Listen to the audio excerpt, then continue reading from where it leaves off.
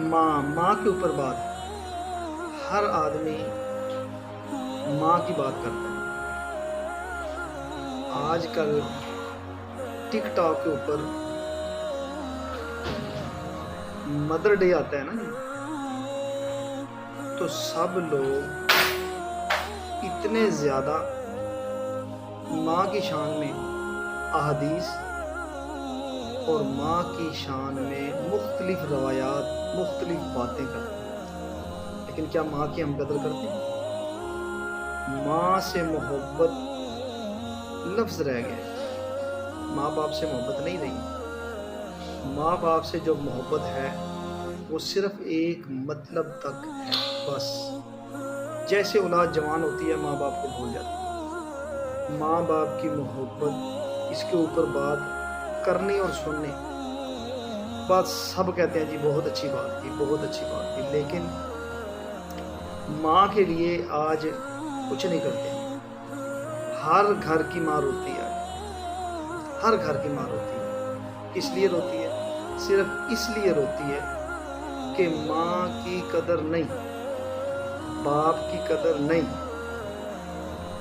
माँ हर घर से मोहल्ले में चले ना, अब गली में, तो आवाज़ें आ रही होती हैं, माँ बच्चों को कह रही होती है बेटा ये कर दे, अच्छा अभी खेल लेता हूँ थोड़ी देर, बेटा ये कर दे, अभी खेल लेता हूँ थोड़ी देर, बेटा ये कर ले, बस अभी खेल लेता हूँ। नहीं करते, माँ बाप जो कहते हैं वो नहीं करते।